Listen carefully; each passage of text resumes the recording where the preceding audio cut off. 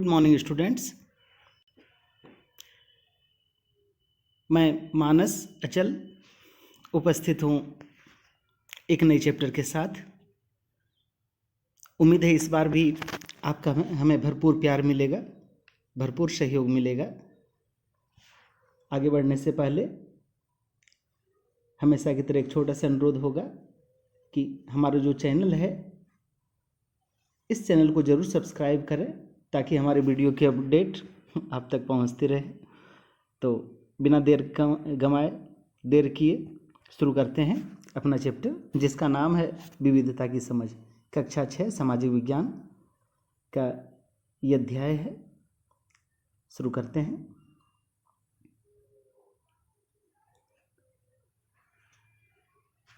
विविधता की समझ। तो सबसे पहले आइए समझते हैं विविधता क्या है।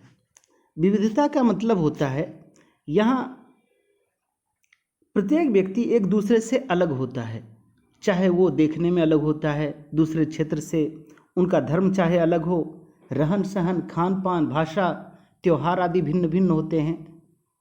तो इसी को विविधता कहते हैं। प्रत्येक व्यक्ति दूसरे से क्या है, बहुत अलग है, इसी को विविधता कहते हैं। तो इसमें ये जो खाली जगह दिया हुआ है इसमें आप अपना ज़रूर फ़ोटो बनाएं, और यदि इसमें संभव नहीं हो तो आप अपनी कॉपी में बना लें, तो इसी बहाने आपकी ड्राइंग भी पता चल जाएगी। तो आगे बढ़ते हैं। तो विविधता मतलब क्या हुआ, यह प्रत्येक व्यक्ति एक दूसरे से अलग है, चाहे वो धर्म के मामले में हो, रहन सहन, खान पान, भाषा उनकी अलग अलग हो सकती है, त्यौहार उनके अलग अलग हो सकते हैं, सभी के अपने अपने त्यौहार होते हैं। तो इसी को विविधता कहते हैं। एक दूसरे से अलग होना यही विविधता कहलाती है, भिन्नता। यहाँ पर देखिए अलग अलग धर्मों के लोग यहाँ पर दिखाई पड़ रहे हैं। कोई हिंदू है, कोई मुस्लिम है, हिंदू, मुस्लिम, सिख, ईसाई, तो अलग अलग धर्मों को इसमें दिखाया गया है और उनकी विविधताओं को ये इसमें दिखाने की कोशिश की गई है। फिर यहाँ पर देखिए अलग अलग धर्मों को दिखाया गया है। यहाँ पर उनके अलग अलग पहनावे, लोगों के अलग अलग पहनावे, अलग अलग संस्कृतियों को दिखाया गया है। यहाँ पर क्या देख सकते हैं, प्रत्येक व्यक्ति एक दूसरे से अलग होता है। अब जरा जानकारी भरते हैं। बाहर जाते समय मैं क्या पहनना पसंद करती हूँ या करता हूँ। निश्चित तौर पर कुछ लोग जीन्स टी शर्ट पसंद करते होंगे, कोई कुर्ता पैजामा पसंद करते होंगे, कोई लड़की लहंगा चुनरी पसंद करती होगी। मैं घर में किस भाषा में बात करती हूँ, कोई भोजपुरी, अंगिका, संथाली, अलग अलग भाषाओं में बात करते हैं। मेरा पसंदीदा खेल ये है। तो ये बताने का मतलब ये है कि सबके पसंद, सबके चॉइस क्या होते हैं, बिल्कुल अलग अलग होते हैं। यही विविधता है। अब विविधता होने के बावजूद भी, अलग अलग होने के बावजूद भी उनमें दोस्ती हो सकती है, उनमें एकता की भावना आ सकती है। अब देखिए कैसे हो सकता है। अब यहाँ पर देखिए क्या होता है कि दो दोस्त रहते हैं और दोनों का नाम संयोग से समीर ही है। एक छोटा समीर है, ये छोटा समीर है, और ये है बड़ा समीर। दरअसल होता क्या है कि ये बड़ा समीर अपने ऑफिस जा रहा है, और लाल बत्ती पर, इट मीन्स चौराहे पर क्या होता है कि यहाँ पर एक छोटा सा लड़का आता है न्यूज़पेपर बेचते हुए। वो टूटे फूटे हिंदी अंग्रेजी को बोलता हुआ, ले लो ताजे अखबार ले लो, ये यहाँ की ताज़ा खबर, आज की ताज़ा खबर। आपने देखा ही होगा न्यूज़पेपर वाले बिल्कुल जब बोलना शुरू करते हैं तो बिल्कुल चुप नहीं रहते। तो ये क्या होता है कि चौराहे पर जब बार बार मिलने लगता है तो उससे ये बात करने लगता है, समीर 1 समीर 2 से बात करने लगता है। तो वो बोलता है आप तो बड़े ये समीर 1 क्या करता है, ये जो समीर 1 है जो ऑफिस के लिए निकला था, ये क्या करता है,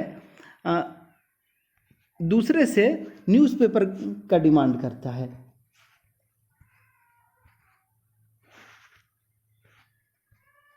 ना। न्यूज़पेपर, हिंदी न्यूज़पेपर मांगता है, लेकिन ये इसको अंग्रेज समझता है, पढ़ा लिखा समझता है, इसलिए वो कहता है कि आप अंग्रेज, हिंदी का, आपको तो इंग्लिश का चाहिए, इंग्लिश का पढ़ना चाहिए, क्योंकि आप तो बड़े अंग्रेज जैसे लगते हो। तो फिर धीरे धीरे करके उनकी बातें होने लगती है। वो पूछता है क्या तुम स्कूल गए हो, तो समीर टू कभी स्कूल नहीं गया है।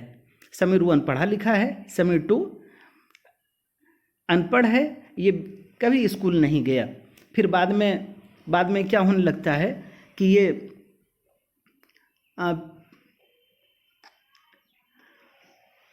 ये समीर टू बहुत परेशान एक दिन दिखाई पड़ता है और ये बताता है कि उसका घर मेरठ में है और मेरठ में दंगे हुए हैं, सांप्रदायिक दंगे, हिंदू मुस्लिमों के बीच दंगे हुए हैं और जिसमें बहुत सारे लोग मारे गए हैं। और फिर दूसरे दिन फिर वो ये मिला ही नहीं, दूसरे दिन समीर टू मिला ही नहीं। हो सकता है वो कहीं खो गया हो या कहीं चला गया या फिर उसके बाद वो कहीं दिखा नहीं। तो ये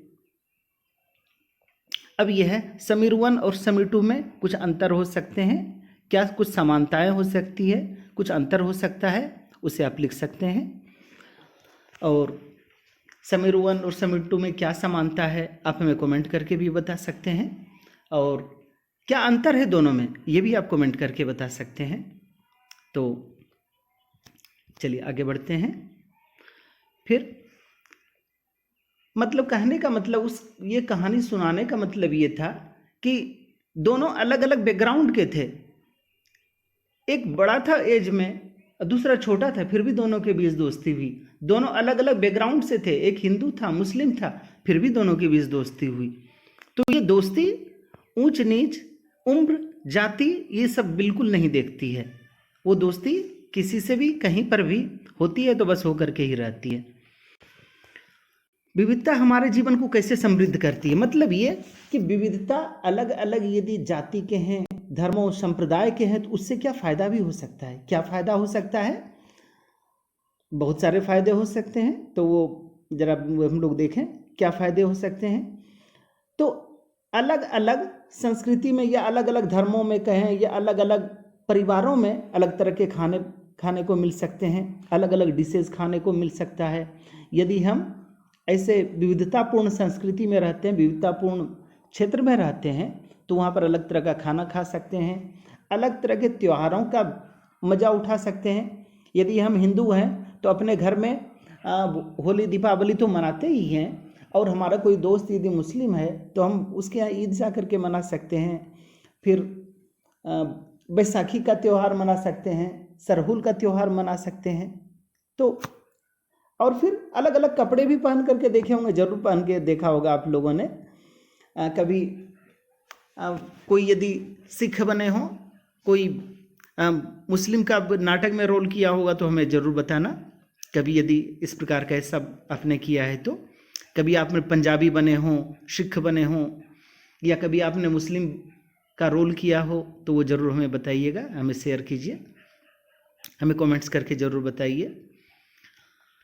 फिर उसके बाद आते हैं तो विविधता से क्या क्या फ़ायदे होते हैं। पहला नंबर, अलग अलग तरह के डिशेस खाने का मौका मिलता है, अलग अलग त्योहारों को मनाने का मौका मिलता है, अलग अलग कपड़े पहनने का मौका मिल सकता है, अलग अलग भाषाओं को सीखने का भी मौका मिलता है। कुछ लोग उर्दू भाषा सीख सकते हैं, बंगाल के लोगों से बंगला भाषा सीख सकते हैं, नेपाली सीख सकते हैं। विभिन्न भाषाओं को सीखने का अपना आनंद है, और आप यदि उस भाषा में बात करते हैं तो आपको बहुत खुशी होगी। आप कौन कौन सी भाषाएं जानते हैं ये भी हमें कमेंट करके बताइए, कौन कौन सी भाषाएं जानते हैं। तो आगे बढ़ते हैं। फिर उसके बाद अलग अलग तरह के परिवारों में अलग अलग तरह की कहानियाँ सुनने को मिलती है, और उन कहानियों पर आधारित आपको भी कुछ कहानी लिखने की प्रेरणा मिल सकती है। तो ये सब कुछ खासियत है जो विविधतापूर्ण संस्कृति में ये सब कुछ होता है ना। ये देखिए कहानी का ही एक हिस्सा दिया हुआ है, आप इसको भी देख करके आपके भी दिमाग में कुछ कहानियाँ तैर सकती है। अब यहाँ पर देखिए उड़न खटोला में ये सभी जा रहे हैं, दादी माँ नानी जी जो है सैर करा रही है बच्चों को आसमान में। फिर अलग अलग प्रकार के लोग हैं, अलग अलग धर्म है। अलग अलग धर्म कौन कौन से धर्म होते हैं? धर्म होते हैं हिंदू, मुस्लिम, सिख, ईसाई, विभिन्न धर्म हैं। अलग अलग प्रकार की भाषाएं हैं, अलग अलग राज्य में अलग तरह की भाषाएं हैं। तो इसके बावजूद भी भारत विविधताओं का देश है। कारण ये कि यहाँ पर अनेक धर्म हैं, अनेक धर्मों के लोग रहते हैं। कौन कौन से? हिंदू हैं, मुस्लिम हैं, सिख हैं, ईसाई हैं। तो अलग अलग धर्मों के लोग हैं, अलग अलग भाषाओं को बोलने वाले। आप कौन सी भाषा बोलते हैं हमें जरूर कमेंट करके बताइए। आपके घर में कौन सी भाषा बोली जाती है तो ये ज़रूर हमें बताइए कमेंट करके। चलिए फिर आगे बढ़ते हैं।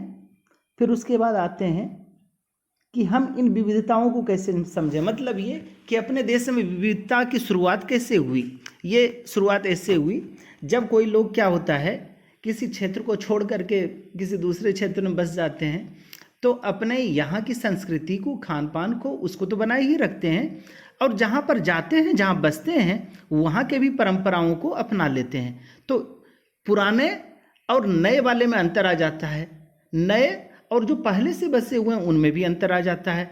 फिर यदि वो किसी और जगह पर चले जाते हैं तो वहाँ पर भी काफ़ी सारे चेंज आ जाते हैं। तो ऐसे ही करके बहुत सारे लोग इस देश में आए और इससे क्या हुआ, विविधतापूर्ण संस्कृति का क्या हुआ कि शुरुआत हुई। फिर आइए जरा देखते हैं कि किस प्रकार से अपने देश में विविधतापूर्ण संस्कृति का निर्माण होता है। अब ये देखिए, ये लद्दाख की बातें हैं। लद्दाख क्या है? लद्दाख एक प्रकार का क्या है, देखिए ये भारत का मानचित्र है। इसमें देखिए ये आपको ये यहाँ पर अब जम्मू कश्मीर का को अलग कर दिया गया है। ये इधर ये जम्मू कश्मीर हो गया और ये हिस्सा जो है ये लद्दाख का हिस्सा है। तो लद्दाख एक प्रकार का ठंडा रेगिस्तान है। तो यहाँ पर क्या है, यहाँ खेती बहुत कम संभव है, खेती नहीं के बराबर होती है, वर्षा बिल्कुल नहीं होती है, और ठंड के दिनों में इसका लंबा चौड़ा क्षेत्र बर्फ़ से ही ढका रहता है। यहाँ के लोग मुख्य रूप से भेड़ पालन करते हैं, और भेड़ जो होती है उनसे पश्मीना ऊन मिलता है, और उसी से पश्मीना शाल बड़ी महंगी और बड़ी गर्म होती है। ठंड के दिनों में बहुत सारे लोग यूज करते हैं। तो पश्मीना शाल यहाँ पर तैयार होती है। फिर यहाँ के लोग दूध से बने पदार्थ जैसे मक्खन, चीज़, ये सभी खूब खाते हैं लोग, और गाय, बकरी, ताकि शरीर को गर्मी पा सकें। और यहाँ पर बहुत सारे लोग अलग अलग क्षेत्रों से लोग यहाँ पर आए। यहाँ पर बौद्ध धर्म यहाँ पर आया। और एक और देखिए जानकारी वाली बातें यहाँ पर, इसको देखिए, लद्दाख को छोटा तिब्बत भी कहा जाता है, बड़ी अच्छी बात है। फिर यहाँ पर बहुत सारे अलग अलग ये धर्मों के लोग रहते हैं। यहाँ पर मुख्य रूप से बुद्धिस्ट, बौद्ध, मुस्लिम, हिंदू, ये सभी लोग रहते हैं। यहाँ का एक प्रसिद्ध ग्रंथ है जिसका नाम है केसर सागा। यहाँ का प्रसिद्ध ग्रंथ है जिस पर नाटक खेला जाता है। तो ये है ये भारत का मानचित्र। अब बात होगी केरल राज्य की। अब ये यहाँ पर बताया जाएगा केरल में किस प्रकार से विविधतापूर्ण संस्कृति है इस राज्य की। तो देखते हैं केरल के बारे में क्या खास है। तो केरल जो है दक्षिणी पश्चिमी कोने पर बसा हुआ राज्य है, और ये एक तरफ समुद्र से घिरा हुआ है और एक तरफ पहाड़ से घिरा हुआ है। यहाँ पर अरबी और यहूदी व्यापारी यहाँ पर केरल आए, और ये क्या कुछ क्रिश्चियन भी ईसा मसीह का संदेश लेकर के यहाँ पर आए। फिर यहाँ पर बहुत सारे अलग अलग धर्मों के लोग रहते हैं, यहूदी, इस्लाम, ईसाई, हिंदू, बौद्ध, अलग अलग धर्मों के लोग यहाँ पर रहते हैं। और यहाँ चूँकि समुद्र के किनारे है तो इसलिए यहाँ पर नाव चलाने का, यहाँ के लोग मछलियाँ पकड़ने का काम करते हैं, मछलियाँ पकड़ते हैं और मछली भात, जैसे बंगाल में भी ये खूब यहाँ पर चाव से खाते हैं, तो यहाँ के भी ज़्यादातर लोग ये करते हैं। यहाँ पर नाव दौड़ प्रतियोगिता का आयोजन किया जाता है। तो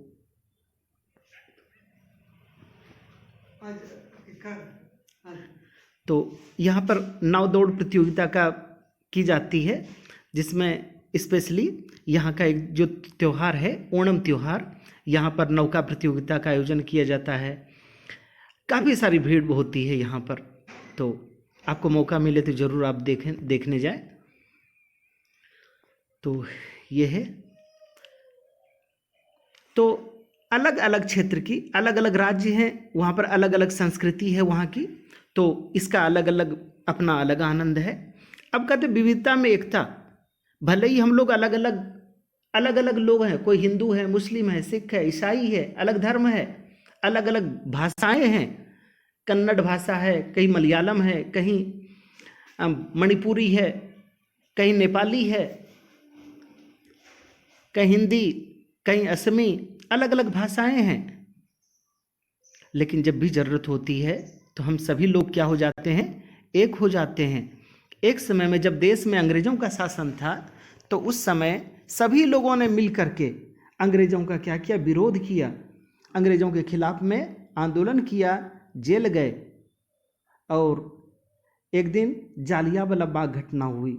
वो क्या घटना थी, दरअसल बहुत सारे लोग क्या कर रहे थे कि ये एक जालियांवाला बाग अमृतसर में वहाँ सभा चल रही थी, अचानक जनरल डायर आया और उसने निहत्थे लोगों पर गोलियां चलवानी शुरू कर दी, जिससे 1000 लोग लगभग मारे गए और कई हजार लोग घायल हुए। तो ये जालियांवाला बाग हत्याकांड था। तो आखिरकार क्या हुआ कि ये जालियांवाला बाग, फिर उसके बाद महात्मा गांधी के नेतृत्व में पूरे देश में आंदोलन चला और आखिरकार देश को आज़ादी मिली। 15 अगस्त 1947 को देश आज़ाद हो गया। और देश आज़ाद हुआ, देश का अलग संविधान बना। 26 जनवरी 1950 को ये संविधान लागू हुआ और जिसको हम लोग गणतंत्र दिवस के रूप में मनाते हैं। जवाहरलाल नेहरू जो देश के प्रथम प्रधानमंत्री थे, वो कहते हैं, उन्होंने एक बुक लिखी जिसका नाम था भारत की खोज, डिस्कवरी ऑफ इंडिया। तो इसमें उन्होंने लिखा कि भारत की एकता कोई थोपी गई चीज़ नहीं है, किसी ने बाहर से लाके नहीं थोपा है, बल्कि भारतीयों में एक अलग परंपरा है जिसके अंदर अलग अलग तरह के विश्वास, प्रथाओं को स्वीकार करने की भावना है। तो इसलिए कहते हैं अनेकता में एकता, देश की विशेषता। हम सभी लोग अलग हैं, लेकिन फिर भी जब भी देश पर संकट आएगा हम लोग सभी एकजुट हो जाएंगे। तो अब लगे हाथ क्वेश्चन आंसर भी कर लेते हैं। अपने इलाके में मनाए जाने वाले विभिन्न त्योहारों की सूची बनाइए। तो कौन कौन से त्यौहार मनाए जाते हैं? लोहड़ी, बुद्ध पूर्णिमा, ओणम, गांधी जयंती, गुरु नानक जयंती, गणतंत्र दिवस, दशहरा, दीपावली, ईद, बकरीद, क्रिसमस। और इसमें से कुछ त्यौहार हैं जो सभी समुदायों के द्वारा मनाए जाते हैं, जैसे गांधी जयंती, स्वतंत्रता दिवस, गणतंत्र दिवस। तो ये सभी है। फिर आपके विचार से भारत की समृद्ध विविधतापूर्ण विरासत आपके जीवन को कैसे बेहतर बनाती है? तो भारत विविधताओं का देश है। यहाँ विभिन्न जातियाँ, भाषाएं, धर्मों आदि के लोग रहते हैं। खान पान, रहन सहन और पहनावे भी में भी विविधता देखी जा सकती है। अलग अलग तरह के कपड़े पहनते हैं। कोई लेडीज मोस्टली यहाँ पर साड़ी जहाँ पहनना पसंद करती है, साड़ी ब्लाउज साया पहनना पसंद करती है। वहीं पर पुरुष पैंट शर्ट पहनते हैं। कुछ जो पुराने प्रकार के लोग हैं वो धोती कुर्ता पहनना पसंद करते हैं। आपका क्या प्रिय पहनावा है, जरूर कमेंट करके बताइए। फिर इसके बाद आपके अनुसार अनेकता में एकता का विचार भारत जैसे देशों के लिए कैसे उपयुक्त है? तो भारत की विविधता या अनेकता को उसकी ताकत का स्रोत माना गया है। जब भारत अंग्रेजों के अधीन था तो सभी लोगों ने मिलकर के, चाहे हिंदू हो, मुस्लिम हो, सिख हो, ईसाई हो, सभी लोगों ने मिलकर के लड़ाइयाँ लड़ी। अलग अलग परिवेश के लोग थे, अलग अलग भाषाओं को बोलने वाले लोग थे, अलग अलग उनका पहनावा था, लेकिन फिर भी जब भी देश पर संकट आया सबने एकजुट होकर के आंदोलन किया, इकट्ठे फिर जेल भी गए और लोगों ने यह दिखा दिया कि हम सभी लोग एक ही हैं। जवाहरलाल नेहरू कहते हैं कि भारत की एकता कोई बाहर से थोपी गई चीज़ नहीं है, इसकी जड़ें बहुत गहरी है, जिसके अंदर अलग अलग विश्वासों और प्रथाओं को स्वीकार करने की भावना है। जालियांवाला बाग हत्याकांड के ऊपर लिखे गए एक पंक्ति को चुनो जो एकता को दिखाती है। दिन खून के प्यारे, दिन खून के हमारे प्यारे भूल न जाना, दिन खून के मेरे प्यारे प्यारे भूल न जाना। और फिर उसके बाद एक और पंक्ति है, हिंदू मुस्लिम एकता को जो निश्चित तौर पर दिखाती है। हिंदू और मुस्लिम की होती है आज होली, बहते हैं एक रंग में दामन भिगो के जाना। फिर उसके बाद है, लद्दाख और केरल की तरह भारत का कोई एक क्षेत्र चुनो जो उस क्षेत्र को ये कैसे जुड़े हुए हैं। तो यही है। उम्मीद है आपको ये पाठ जरूर पसंद आया होगा, तो जरूर एक लाइक का बटन तो बनता है और इसको जरूर लाइक करें, हमारे चैनल को जरूर सब्सक्राइब करें ताकि हमारे वीडियो की अपडेट आप तक मिलती रहे। तो यदि आपने अभी तक हमारे चैनल को सब्सक्राइब नहीं किया है तो ज़रूर सब्सक्राइब कर लें ताकि हमारी वीडियो आगे भी आप तक मिलती रहे। धन्यवाद और आपका दिन मंगलमय हो। Have a nice day.